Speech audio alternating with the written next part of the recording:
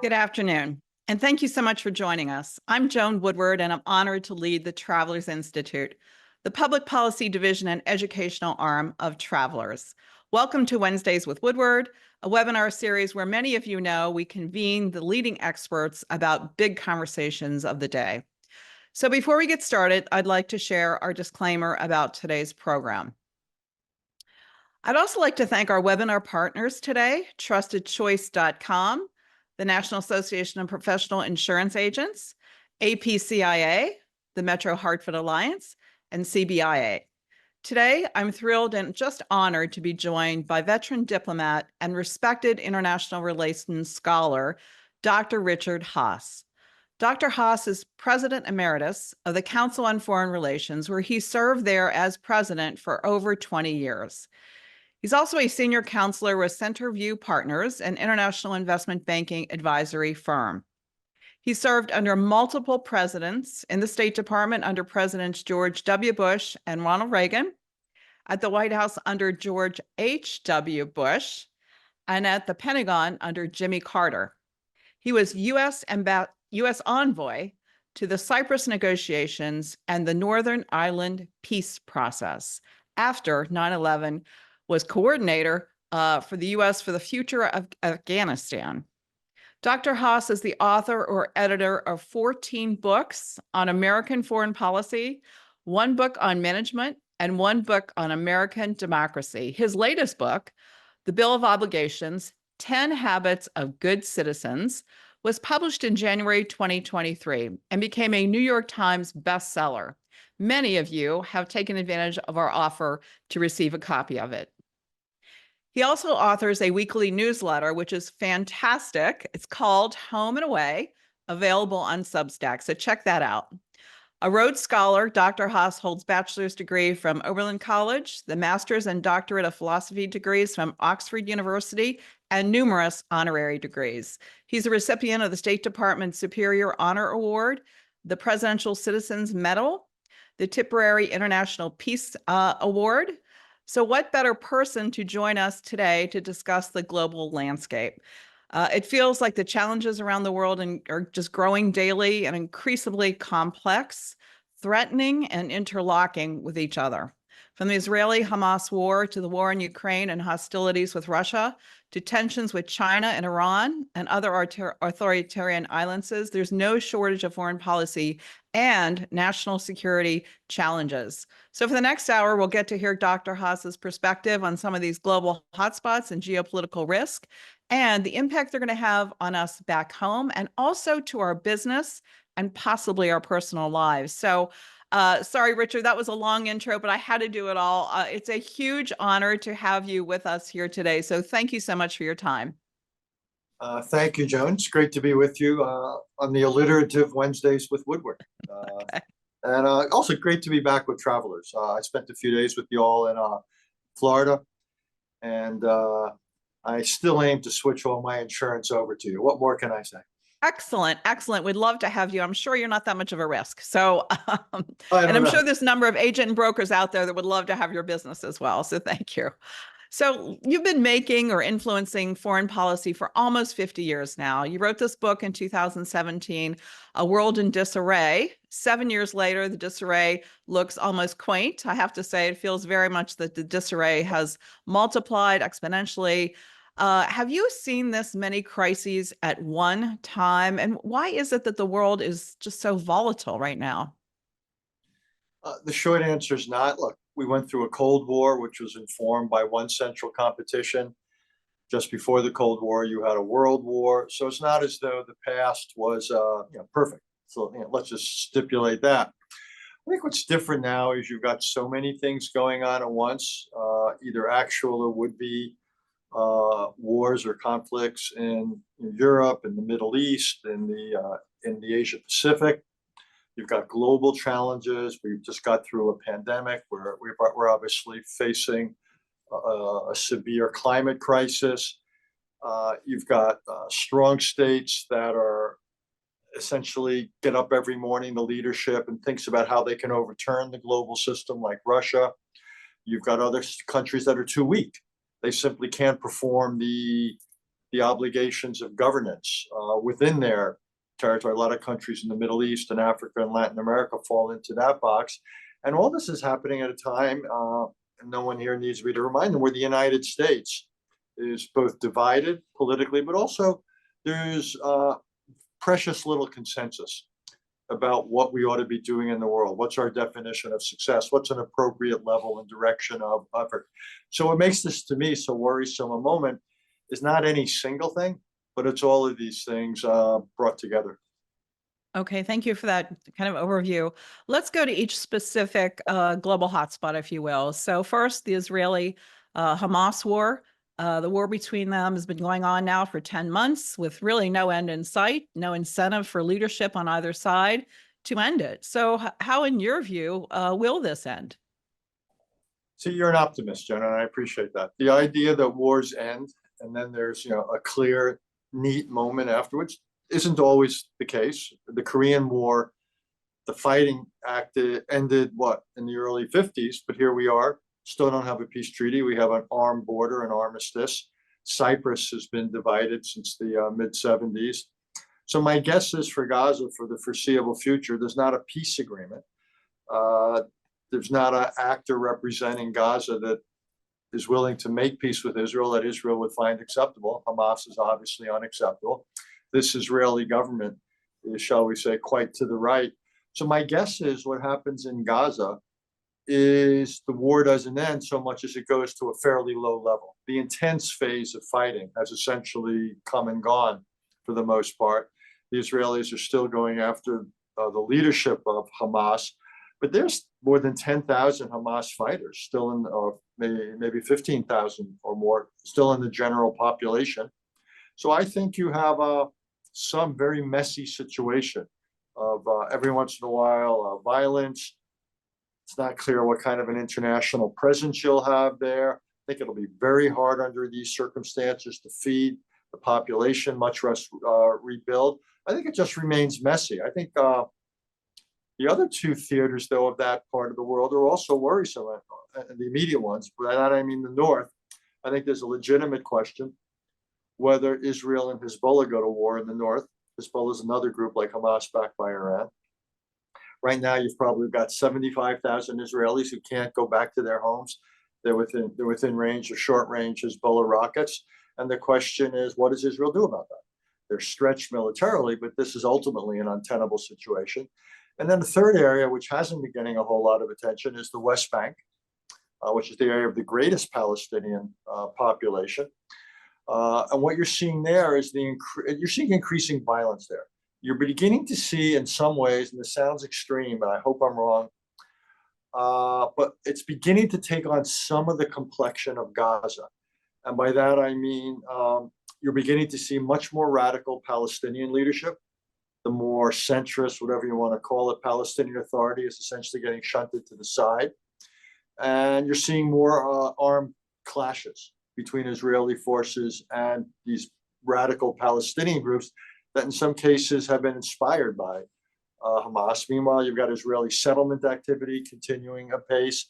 So, if I added all this up, sorry to be so negative, I don't see any of the prerequisites of peace here. I spent a lot of my life, as you suggested, as a diplomat. There's not a lot of work with here. In order for diplomacy to work anywhere, you need local protagonists, leaders who are both willing and able to make compromises for peace. And I just don't see that at the moment anywhere. Well, another aspect is this, and President Biden has really been drawn in with these massive spring campus protests, political fallout. Obviously, Prime Minister Netanyahu accusing Biden of withholding arms. And you've advised many presidents, as I said at the top of the show. What would your advice be now to President Biden and this administration on handling this and these arms? Are we actually withholding them? Do you know? Basically, no. I mean, Israel gets 3.8 billion with the B dollars of military aid from this country every year.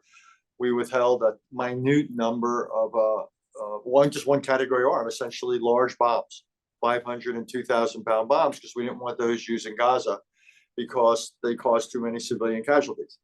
That is, 0.0001% of American military aid to Israel. So nothing is is essentially being withheld. Clearly, the United States and Israel are not on the same page. You mentioned the war's been going on for 9, 10 months, and essentially most American advice, most American counsel has been rejected by this Israeli government throughout that time. I don't think persuasion is going to work. We're not on the same page. So I would say the United States needs a more independent policy rather than saying our policy towards these challenges that you and I have just been talking about is going to be based upon our ability to persuade Israel. I would say, let's assume we can't persuade Israel. And what is it we want to do independently in the UN? What do we want to do independently in the region in terms of diplomatic initiatives? What do we want to do independently, perhaps to introduce some sanctions against Israeli settlements? What do we want to do to try to strengthen and reform the Palestinian Authority so there is potentially a Palestinian interlocutor? Essentially, I think what the United States needs to do is stop channeling or funneling its policy here through Israel and increasingly do it independently and perhaps find some other countries to work with, such as some of the Arab countries, leading with Saudi Arabia. Okay, so with all that you just said, I think it's really important to understand. So has the U.S. response to this war actually generated increased respect and appreciation for the United States and our involvement there, or is it undermining kind of our most important relationships in the region? How would you think about that? I think it's been a net loss for the United States. Domestically, the U.S.-Israeli relationship has lost a lot of its support in the population, and I think it's hurt President Biden politically. And he's in the ironic position where, for the most stout, robust supporters of Israel, he's been too critical, and for many Americans, he hasn't been nearly critical enough.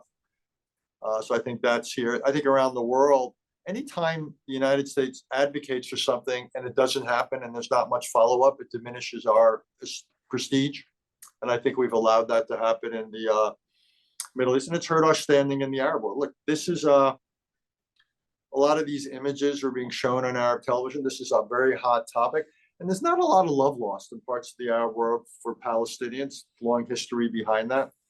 But at the moment, there's growing popular sympathy for them, even to the extent that places like Saudi Arabia, at the risk of getting in the weeds, a couple of years ago when the United States tried to get the Saudis to normalize its relationship with Israel, like other countries did in the Abraham Accords, the Saudis barely mentioned the Palestinian issue. All they cared about was a security commitment from the United States and some help in the nuclear sphere. Because of what happened since October 7th, now they are requiring significant movement on the Palestinian front. Even authoritarian leaders have to be respectful or mindful of popular pressures. So I think this what's happened since October 7th has radicalized or politicized, maybe a better word, the Arab world again around the Palestinian issue to some extent. And I think it's hurt America's standing. Okay. I mentioned at the top of the show that there's a lot of business owners, business leaders on this call. And again, this is a record turnout for us. We've had over 5,000 people interested in this webinar. So thank you all listeners for joining us. But I want to talk about the U.S. economy and what, in your view, is the economic impact in the U.S. of this particular continued conflict, Israel and Hamas? Almost nil. Almost nothing. Yeah, that's what's so interesting. And it's one of the other reasons it might go on for a while. It's one thing where the world feels a crisis can't go on. You take even though we'll talk about in a minute, I expect a much more intense crisis in Ukraine. And the world's learned to live with that now, this phase of it for nearly 2.5 years. And one could go back to 2014. So the idea that it's somehow intolerable, it hasn't affected energy flows meaningfully. I mean, separately, the Houthis, yet another group supported by Iran, have increased shipping costs because certain shipping has to take a different route. But this has been much more of a political issue than something that has affected the economy here or anywhere. Okay. All right, we'll get to Russia and Ukraine and how that's affected us as well. But I want to talk about an op-ed you recently wrote in the Boston Globe saying in the wake of all this university campuses, all this protest this spring, that students should be required to have a one-day session on free speech and how it relates to other people's rights and obligations. Can you talk about that for a moment? Sure. I mean, think about it. A lot of people, particularly freshmen, first year students, come to universities. It's their first experience in a community like that. They're not living at home. They're not living with people who go to maybe go to the same church or people they've known for the last 17, 18 years. They're put into a very a complex society, if you will. And my view is schools need to prepare them for that. How do you debate? How do you disagree? What are the rules? What are the guidelines? Ruling out violence when you disagree. What's legitimate free speech? What isn't? What are the rights of those with whom you disagree? I wouldn't assume that students showing up on campus know those things. And so you've got a 2 or 4 year experience on campus, depending on the kind of school. And then you've got the rest of the life. Plus 18-year-olds showing up at campus are old enough to vote. I assume most of them are showing up on campus with little or no civics education. So I would think one of the best things schools could do, it's often called first year experience, is that opening week. Instead of just talking about the various social activities that are available on campus or this or that fraternity or sorority or what have you, let's invest in this. And I think it's a good way to bring students together. Then they have some common experience. Maybe they've read some of the same things. Maybe they've talked about some of the same things. So they get to meet one another. And I think it helps prepare them for their time.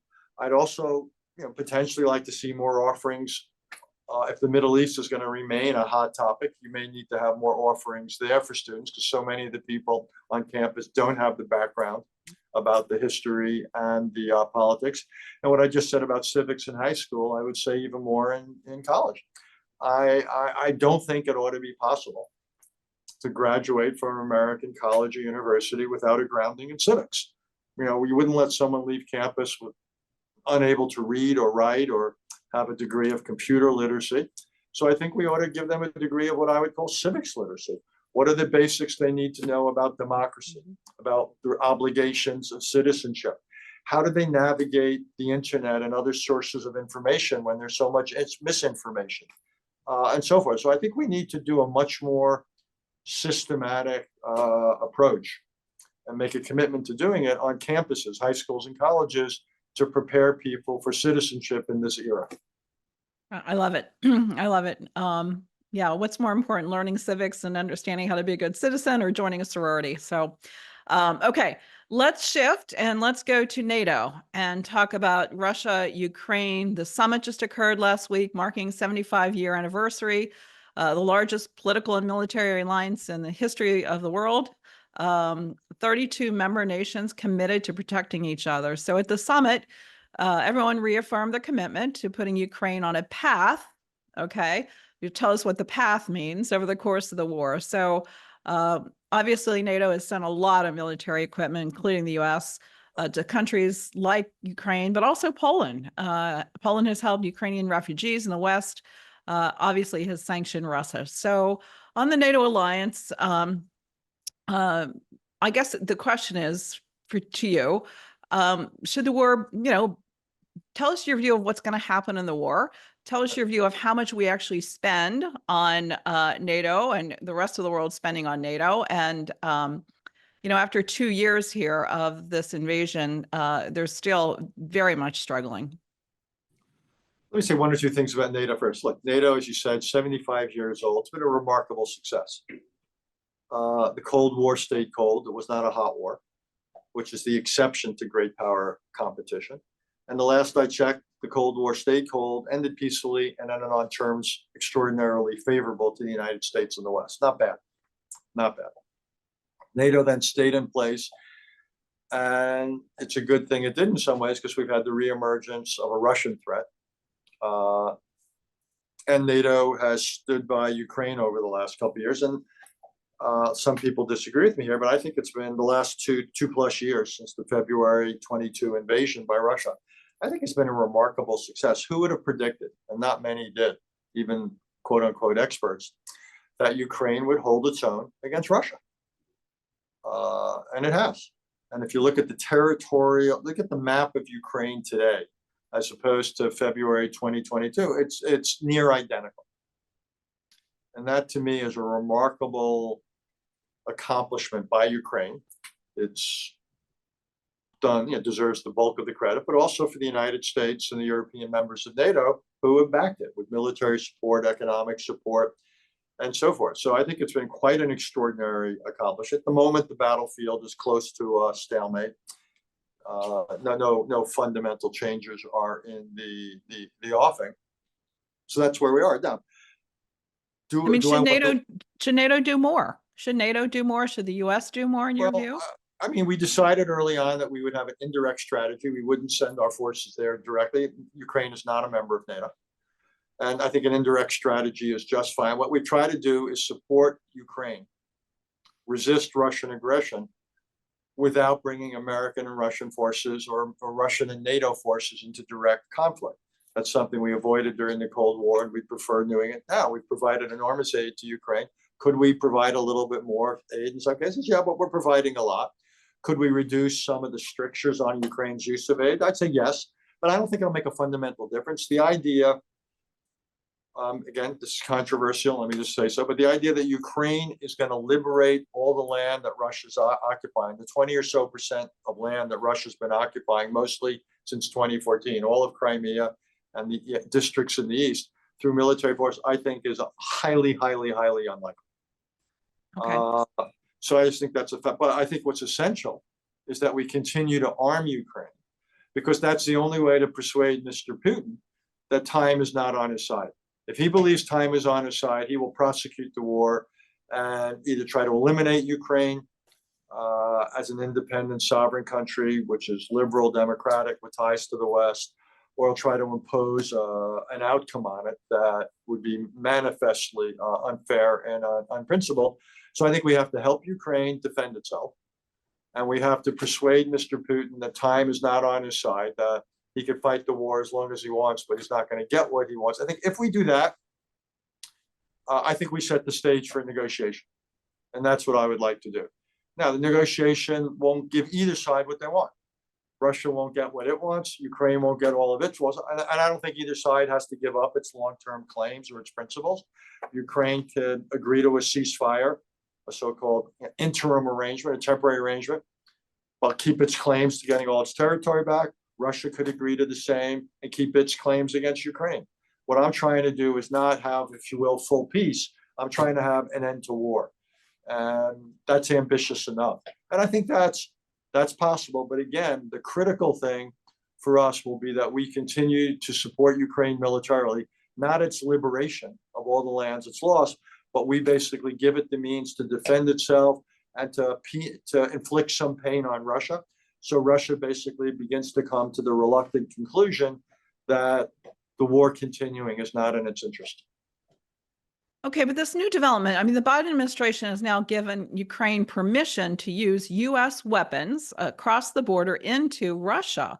So the West is sending more weapons, but even with this added assistance, I mean, how do you view us saying to them, go ahead and go into Russian territory with our weapons, our US manufactured weapons? I mean, can this strategy help them succeed more quickly?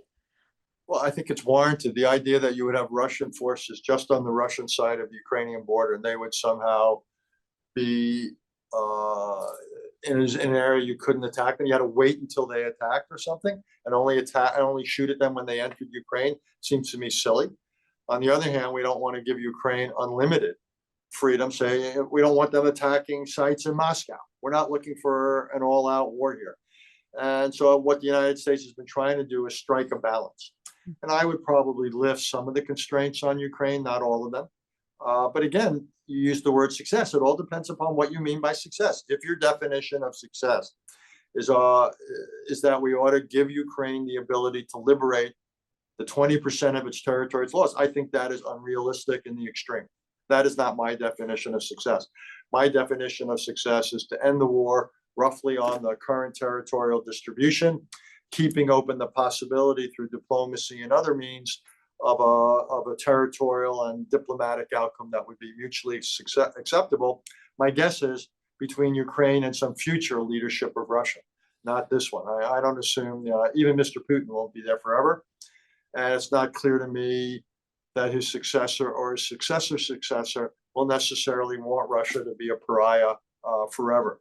But for the moment, I think the emphasis ought to be on ending the war, and that means inflicting a degree of pain on Russia and giving Ukraine the means to defend itself. Okay, I want to bring this conflict back to the US. So clearly, when Putin invaded Ukraine, it really was a trigger for United States inflation. Our inflation spiked to 9.1% shortly after the invasion. And is this ongoing conflict, unlike, as you said, the Israeli conflict doesn't have a US component. Well, this clearly did. It spiked inflation for us. Global supply chains were disrupted. So again, is this going to continue to impact our inflation and our economy to the same extent, or is it subsiding? I'd probably challenge your thesis about how much the war spiked inflation. Okay. Russia has not been a meaningful actor in the international economy. Its GDP is minuscule. The one area, the war at least, had some impact was on fuel prices, but that was fleeting. So no, I don't think it actually had. I think, the behavior of the Federal Reserve Board had a much greater impact on inflation, all the money we pumped into the economy to get us through COVID and out of COVID. Those are the inflationary things. I do not think this war has had a meaningful impact on inflation. So whether the war continues or ends, I don't see it again having a meaningful impact on inflation or the global economy. Okay. All right. That's good. All right. Let's talk about other things Russia is doing around the world to disrupt lots of different territories. First, I'm going to tick them off, and then we'll get to what you think of these. So Russia is sending ships to Cuba. Russia removing buoys demarcating the Estonian border in the water. Russia continuing to make nuclear threats against the US and Europe. Russia strengthening or making new alliances with China, Iran, and North Korea. We saw this new treaty, a major Putin-Kim meeting recently. Russia's war in Ukraine is now supported by China, North Korea, and Iran with military assistance. So some have referred to this to the China, Russia, Iran, North Korea axis of upheaval, not the axis of evil, but axis of upheaval that was coined by George Bush, of course. So these countries clearly show a common thread about common interest of undermining the US and Europe and the democratic world. So what, in your view, what's the most likely result of this Russian mischief all over the world?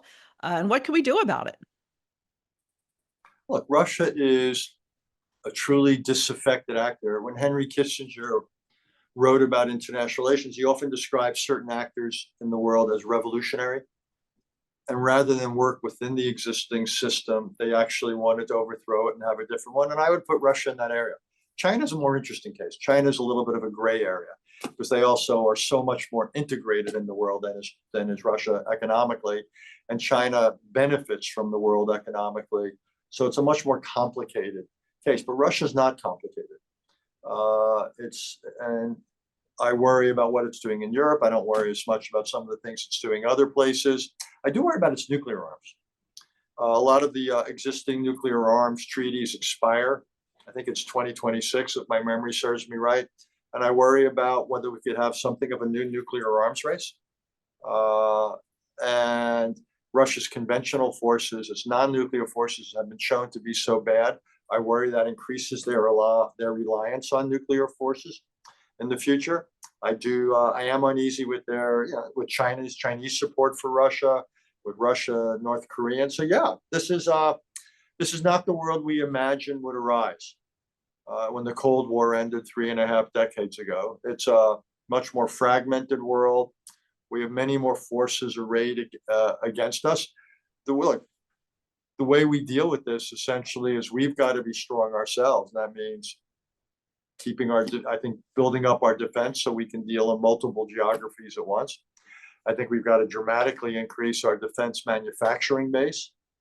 And then we've also got to keep our relations with allies robust. That's the great strategic or comparative advantage of the United States.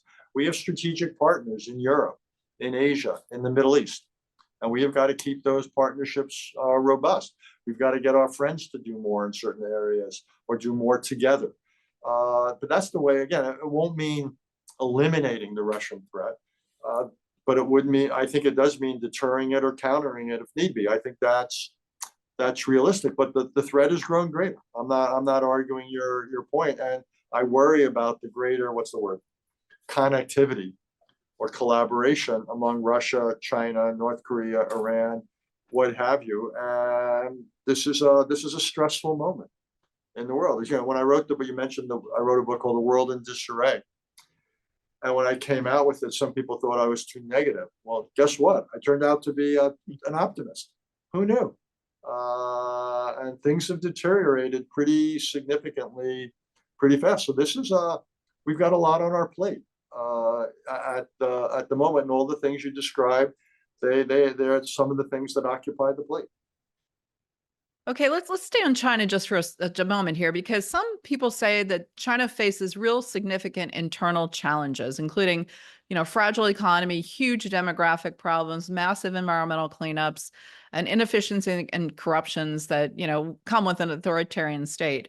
So can we expect this geopolitical rise that China has been on for decades now in any way to stumble in the coming years?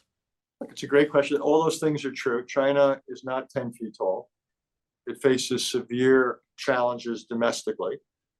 I think the demographic is the great long-term challenge. The economic is probably the greatest short-term challenge. On the other hand, they still have real strengths. There is massive public government steered investment in select areas, which means China will be competitive in areas like AI, quantum computing, what have you. They are a major force in the global economy. China possesses the fastest growing nuclear arsenal in the world. They have decided they want to become one of the big boys with the United States and Russia. They have a large and growing conventional military. They've got a very active aid program around the world, so-called Belt and Road. So China's a multidimensional challenge. And even if the growth is slowed, which it has, even if they face severe domestic challenges, which they do, it doesn't mean that the challenge they constitute or pose isn't growing, because it is. And it's a much more complicated foreign policy challenge to us, because again, it's multidimensional. And China is one of our largest trading partners. It is also the largest trading partner of many of our allies, the South Koreans and others. It has a major role, obviously, with Taiwan. So the question is, it's not a one-dimensional relationship. How do you manage a multi-dimensional relationship? Very tough. And what makes it even more complicated is just say the problems, Joan, get worse. That doesn't mean the national security challenge that China poses gets less. There's a school of thought that if China hits real headwinds at home, it might be tempted to look abroad as a way of gaining domestic political support. So again, I think the challenge for us with China is how do we restrain them? How do we give them? How do we deter them from doing things that we think would be adventurous, to say the least, or worse? At the same time, we do trade with them. We have to restrict the trade in certain areas. We don't want certain technologies to go there. So it turns out to be the most complex. I guess I would describe it is the most complex relationship we have in the world. Arguably the most important, but certainly the most complex. Yeah, I mean, they also buy a lot of our debt, right? Every month at the Treasury, the bonds are auctioned off, and the Chinese are buying a lot of our, budget deficit and our debt matters because they're one of the two or three bigger holders. Yeah. Japan, China. I mean, none is at a critical level. They're all at the trillion or so dollar level, and for better or worse, mainly for worse, our debt keeps going up at an alarming rate. I think foreign holdings, government holdings of our debt, to me, is not the biggest problem with our debt, that they're going to somehow manipulate it. They might try, but I worry more that we have to keep going into the debt markets for more and more. And at some point, I worry that the world's going to grow a little bit weary of buying our debt. And one of the things we're going to have to then do is raise rates. Well, normally you raise rates to cool an overheated economy. If we have to start raising rates to attract people to fund our debt, then we've got massive economic massive economic problems. And also, we don't want to encourage people to move away from a dollar-centered world. And if they lose confidence in the dollar, either because of our debt, or we try to inflate our way out of it, or what have you.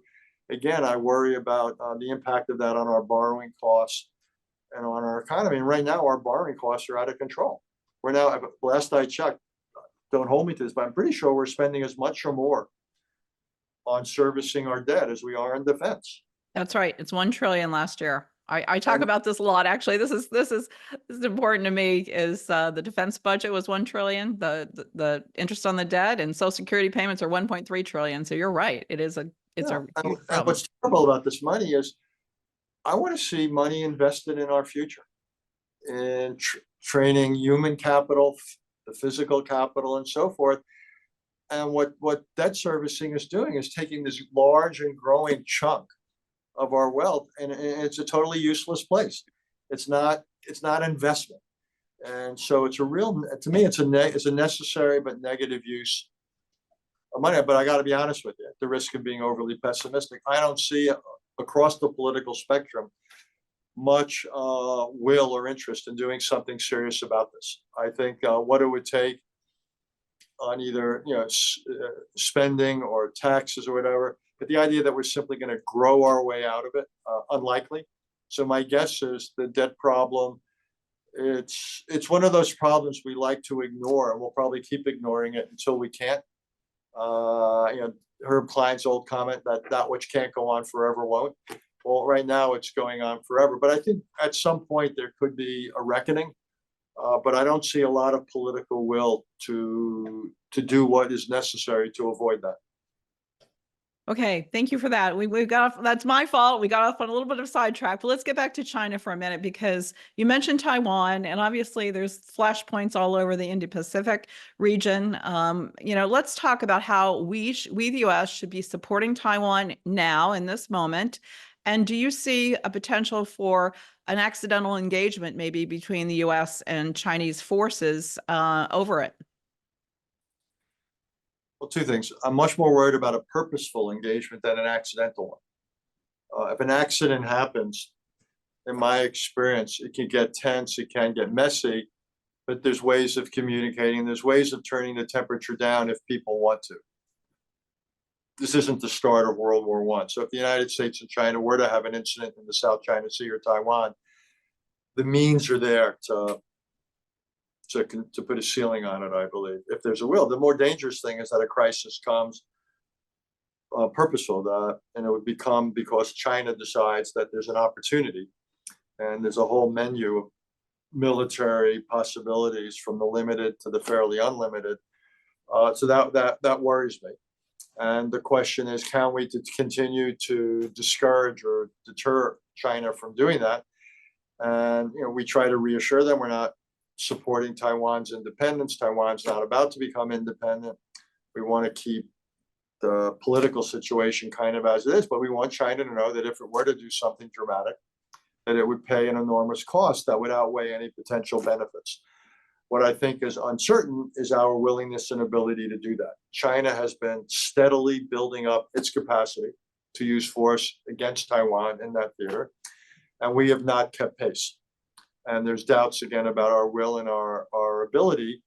And I think that's a serious issue. And I think China will be far more tempted, or would be far more tempted, to use military force to change the status quo if they sense that America was not willing to come to Taiwan's defense. And if we were not willing to do that, I think it would have enormous consequences in what's the most critical part of the world, the Asia Pacific, sometimes called the Indo-Pacific now. Beyond Taiwan, which is significant enough, a democracy with 24 million people, the largest producer of advanced chips in the world, and all that. But I think it would pull the thread very dramatically on the sweater of confidence in the United States. Japan, South Korea, other countries, India would all rethink their relationship with us, with China. I think it could become a powerful tool, or what's the word? Incentive for countries to perhaps proliferate nuclear weapons. I think it could be an extraordinarily dangerous development. So the stakes with Taiwan are great. And again, my goal is not to fight a war there, don't get me wrong. I can look at a map. I understand the geography. I understand the cost. My goal is to deter one. We've helped, we've been doing that for half a century, but the demands of doing it have gone up, and we have to make sure we're willing to meet those demands, and we've not been. Okay, last, thank you for that. It's incredibly complex. I understand. We only had, 3 minutes to talk about it, but last question on China. How should U.S. businesses think about investments in China or trade with China? And there's lots of talk now about potential tariffs, but give us kind of your last thoughts about how this affects, again, the business community. It's a good question, and it's a necessary question. A little bit complicated, but look, it's grown much more difficult, certainly in anything to do with technology. So I think you have to assume that if you are in a business where there's an advanced technology dimension, that you are going to face all sorts of hurdles. Janet Yellen, the Treasury Secretary, talks about a fence in a yard, and basically the yard's gotten larger and the fence has gotten higher in terms of building obstacles to certain types of technology relationships with China. So that's one thing. Secondly, before I get to tariffs, you've also had problems in the last few months, and you see it where the Biden administration has been talking to the Chinese and warning them not only about this. This comes, by the way, because the United States and China are geopolitical competitors, and China has had a pattern of intellectual property theft over the last couple of decades. Also, there's real concern that China is reverting to an export-led growth model. China was experimenting with the idea of a greater emphasis on domestic-led growth. That seems not to be working. Chinese citizens don't seem particularly interested in converting their savings into spending. So China is once again getting is subsidizing and its export industries. And I think the United States and others are saying we're not going to put up with it a second time. So I think there's that issue. And the question then is, where does that lead, and how does China potentially retaliate? Then I think, look, if Mr. Trump wins the election, you have an extra level then of tariffs, not just the tariffs across the board. He's talking about a 10% tariff, but he's also talking about much higher tariffs against China. So and then lastly, the question is, if there were to be some kind of a conflict between the United States and Taiwan, all bets are off. So I would simply say, if you add up these various buckets, the technology bucket, the Chinese-led, the export-led, the revival of export-led growth, possibility of tariffs, possibility of conflict, you have to think really hard about how many of your eggs you want to put in a China basket, particularly if there's a technology dimension. And that's what, so I think companies need to think really long and hard about to what extent they can diversify both supply chains, markets. But I think highly China-dependent strategies are more fraught than they were, and probably in the future are going to be more fraught. Yeah, but I should say, this is an area of some agreement between Democrats and Republicans. So there's a difference of degree between, say, what a second Biden administration and what a Trump administration would do vis-a-vis China, but it's a question of degree, not of direction. We're looking at a more confrontational economic relationship with China, certainly in the technology space, certainly over their subsidized exports, potentially if there were to be a conflict. And I think the one big, I think the real difference right now is the extent of tariffs. And I think under a Trump presidency, you would have more and higher tariffs. But just like the Biden administration maintained the tariffs they inherited from the first Trump administration, it's a question of degree more than anything else. Okay, and obviously those potentially could be inflationary, right, to the U.S. economy. Absolutely. Yeah, I think tariffs, not what could be, they would be. Tariffs would be inflationary. Massive changes to immigration policy would be inflationary.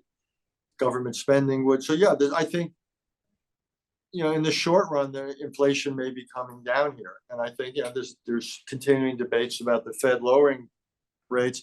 But I think depending upon policies and all that, I can see a renewal of inflationary pressures over the next year or two. Not everybody agrees with that, but I would say a growing number of real economists, which I am not, would agree with that.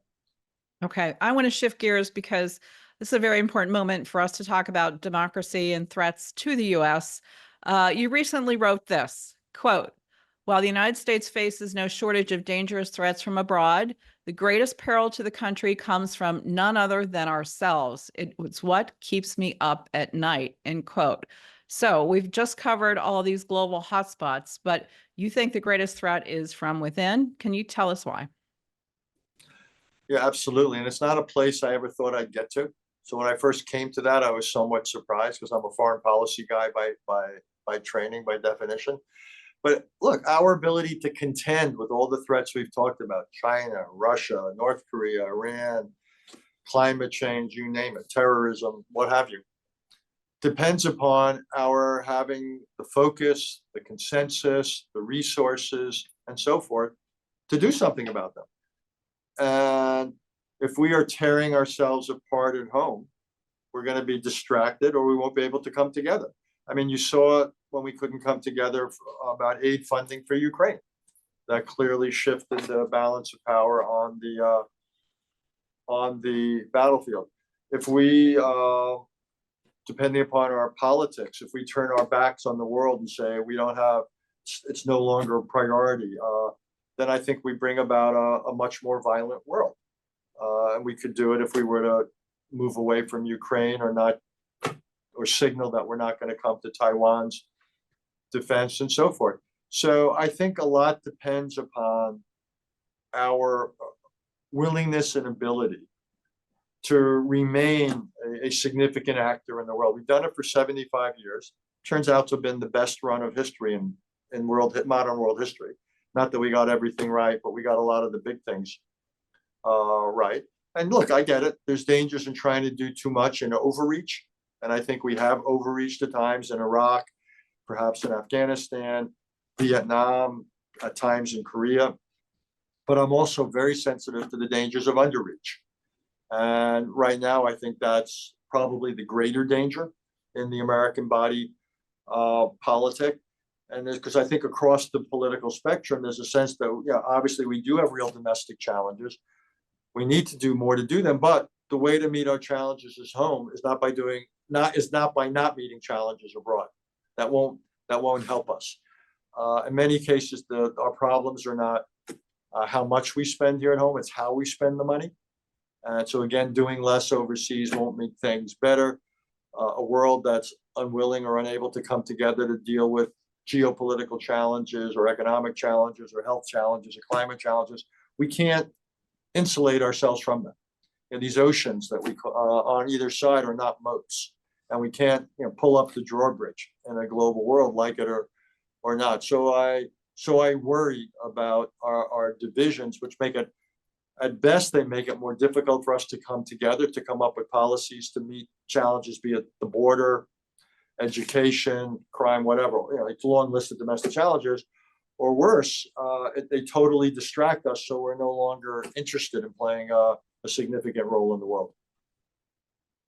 Speaking of that, so I want to talk about the role of foreign disinformation campaigns, right? Growing discontent that we're experiencing, as we saw in Europe over the last few weeks, lots of elections going on there, a lot of populism coming into that. Are we doing enough to counter foreign disinformation? Should the U.S. government be taking a more active role, more offensive posture in this, geopolitical competition coming in? How could we do that? How could the government take a more active role in this foreign disinformation campaign? Look, it's a good question. So, what could we do more to defend ourselves? It's hard, given we're an open society. We allow anonymous entities on the internet, all these bots and stuff. So we've made ourselves more vulnerable than we need to be. Could we do more offense?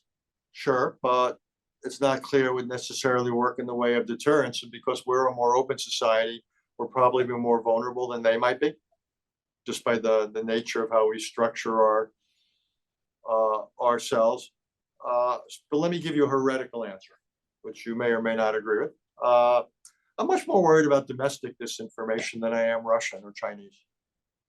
And so I'm much more worried about made in America stuff that's on the internet and various social media sites than I am stuff that's made in Russia. And I'm much more worried about the fact that a lot of Americans coming to those sites are not reading them or watching them with sufficient skepticism. Several states have started as part of the civics curriculum information literacy to teach young people how to navigate the internet. What's a fact? How do you know a fact? How do you judge what's a trusted or trusted source of information, and so forth? What's good information hygiene, multiple sourcing, and so forth. So because I believe we can't solve the problem of what's coming out there, and we're not willing to restrict what carriers carry on the internet, we've had those debates many times, Congress and the courts aren't willing to restrict them meaningfully, then I would actually put much greater emphasis on consumers being more informed, being better consumers. But again, I'm more worried what we ourselves are doing to the information space than what the Russians are doing. Okay. Okay. There's a whole webinar on that for sure. For sure. Okay. So let's talk about your book, your amazing book, The Bill of Obligations, The 10 Habits of Good Citizens. We talked about your concerns about the state of democracy, but your book is actually a guide about good citizenship and how our country, our neighbors, what they can do. So these obligations and your 10 habits of good citizens that you write about are on the screen right now. We're giving everyone, obviously we gave out the book if you were interested in that, but these 10 good habits, how can we incorporate these habits into our daily lives and get others interested in this? As you well know, our CEO, Alan Schnitzer, created a whole program here at Travelers called Citizen Travelers that encourages all our employees to become more informed and engaged as citizens. So give us a few moments on these 10 good habits and how can we really, enact these in our lives starting today? Sure. First of all, let me just salute what Alan has done and what Travelers has done. I think it's a model, and Travelers is an extraordinary corporate citizen, since we're talking about citizenship. And so I just, I salute it. I applaud it, and I would love to see more large corporations in America take a page from your collective book, because we don't just work at these companies, we're also citizens in our communities in this country. Look, some things we've talked about already, teaching literacy in our schools, how to navigate the information space, teaching civics, having mandatory civics courses in high schools and colleges, I think would be good. I want to resurrect public service. There's bipartisan support for it. We're also seeing new innovations at the state level, which I think, again, public service. It breaks down the divide between citizens and government. It also brings people together who normally wouldn't get to know one another. One of the big problems facing our society is we're siloed, we're separate, we don't know one another. We don't, we only hang out with people who watch the same media or go to the same church or whatever. And I think it's just too narrow. So I like the idea of public service to encourage that. Look, we just had an awful thing in this country, the attempted assassination of Donald Trump. I would love to see, reject violence is the fifth of the obligations. I would love to see every religious leader, when he or she gives their sermon now, talking about that it's good, it's necessary, it's inevitable in democracies that we disagree and debate. That's healthy. But it doesn't mean we vilify, and it obviously doesn't mean we turn to force. That is not the way we settle our disagreements in this society. There's a case for civility. They can do that. There's a case to stay open for compromise. We have obligations to one another. So my point is simply that, just like Travelers is doing certain things, I think this is distributed responsibility. Religious leaders have a role to play here. Educators have a role to play here. Corporate leaders have a role to play here. Parents have a role to play there. It's what we say. It's what we do. But I don't think American democracy is going to be saved from the top down. I think it's actually, Joan, the wrong way to think about it. I think it gets saved from the bottom up, which is probably the way it should be. If you think about it, we the people, that's the DNA of our political system. We're only 2 years away from the 250th anniversary of the Declaration of Independence. So this is going to come from below, and it's going to happen in schoolrooms, in offices, in dining rooms, you name it. It's gonna not be delivered from on top, but it's gonna happen from many different directions and so forth. And I think that's the way we're gonna preserve American democracy for another 248 years. Okay, we're going to get to a few audience questions. We're going to do a little rapid fire with you. But first, where can people follow you on social media or read your columns? Can you let people know? Because Sure. I'm subscribed to your Substack, and at Home and Away, it's just amazing. I'm going to read it every day. So how can people get in touch with you? Thanks. As they say, thank you for asking. Yeah, the best place to follow me is in something called Substack.com. It's basically a long form social media site for those of you who aren't familiar with it. So you go to Substack.com and you type in my name, Richard Haass, Haass, or you type in the name of my weekly newsletter, sometimes more often, called Home and Away, and you press on it. And the good news is everyone on this call, on this Zoom, can afford it because it's free. It will not affect your lifestyle. And I include in that all my other articles. I write articles. I do a column. I write articles on foreign policy and other things. So that's basically, for me, that's probably one-stop shopping. I also include in it some of my television things. For example, tomorrow morning, I'll be on Morning Joe. I do a Fareed Zakaria show a lot on CNN. I do Bloomberg or Squawk Box a bit. And so anyhow, so I'm out there that way. But probably the easiest way, if someone wants to know what I think about this or that, both domestic and foreign subjects, hence the title Home and Away, is through Substack, through the weekly newsletter on Substack. Wonderful. Thank you for that. Okay, some audience questions. Lawrence Hunt of Hunt Insurance in Illinois asks, how will Israel possibly make Gaza habitable again for its 1 million plus displaced residents? And is it Israel's responsibility, or is it the U.S.? Who is going to rebuild all this destruction? It's a good question. It will only be rebuilt when there's a context of stability. No one's going to throw good money after bad. No one's going to rebuild a building only to have it bombed the next day. So in order for Gaza to be rebuilt physically, you're going to have security in place, a governance system in case, and then you're only going to get there, I believe, when there's an international presence that would, over time, midwife a new governing authority for Gaza. And that's going to require, I believe, Israel willing to work with Palestinian leaders, not Hamas, but other Palestinian leaders in Gaza and in the West Bank to do that. So we're several steps away from that. I'll be honest with that. So I think we're still in an open-ended, how would I call it, crisis situation, even if the temperature of the conflict goes down, until there's a degree of stability and predictability in terms of the physical situation and the political situation. I don't think you're going to get a massive, and you'll get relief. There's a difference between relief and reconstruction. So I think the emphasis for the foreseeable future will have to be on relief.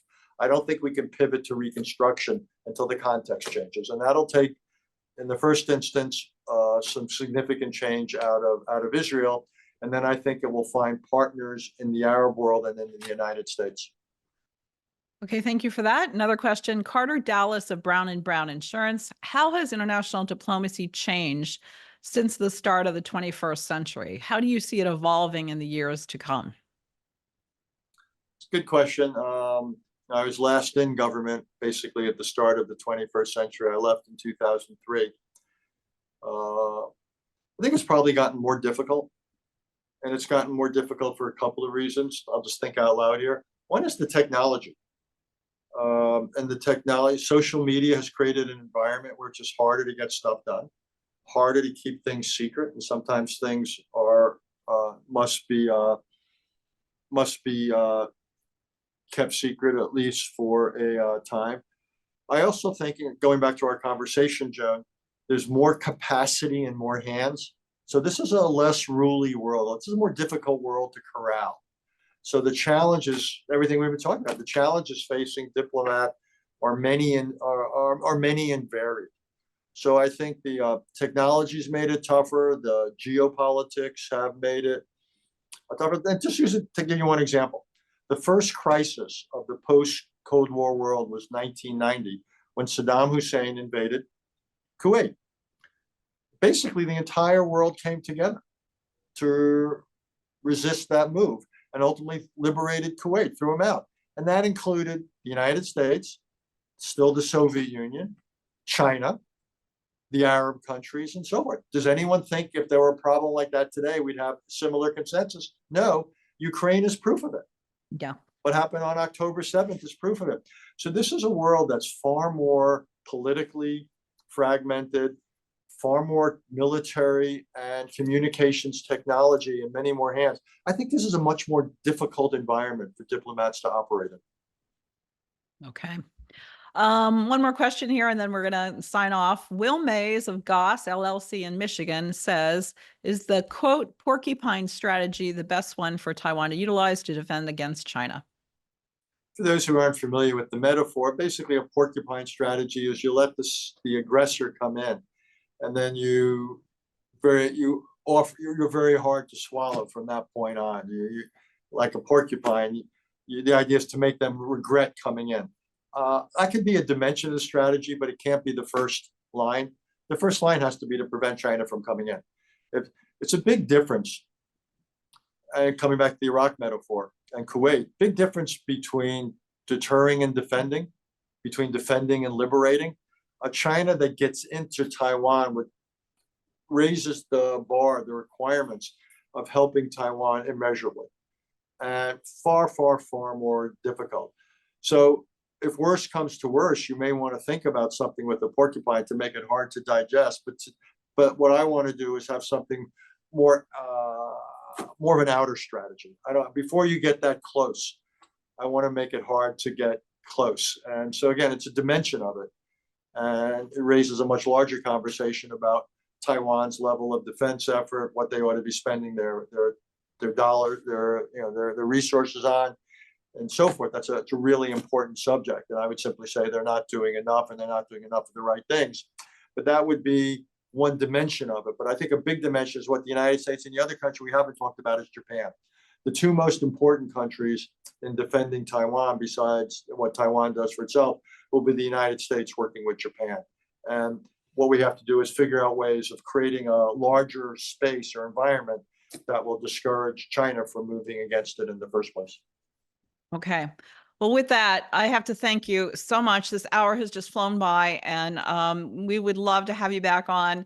It's just so incredibly interesting, and you're so thoughtful about it, and you're nonpartisan. You're not just bipartisan, you're nonpartisan in how you think about foreign policy, and we're the beneficiaries of that. And let's just hope that everyone takes you up on that challenge to be a good citizen and adopt those 10 practices. So Dr. Huss, thank you so very much. Great to be with Woodward, not just on a Wednesday, but any day. So thank you, Joan, and thank you all. And again, thank you all for what you do. I've got tremendous respect. So thank you. All right, folks. Thank you, Richard. There's a link in the chat for our survey. Please take our survey. Please let us know who else you want to have on this program. We read every single word of them. We also have one more program this summer, and it's a big one. So next week, we'll all be down at the Insurance Institute for Business and Home Safety, or IBHS. And we're burning things down. We're going to have some hail come at us. We're going to have a hurricane, all simulated in the research facility in South Carolina. It's an amazing place.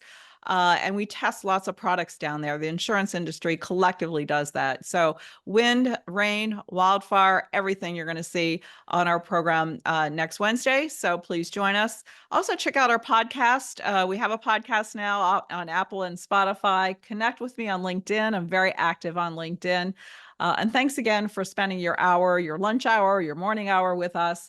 These are all on our website, travelersinstitute.org. All the replays you can find there. If you've missed this today or you want to send it to a friend, it'll be out shortly on the replay.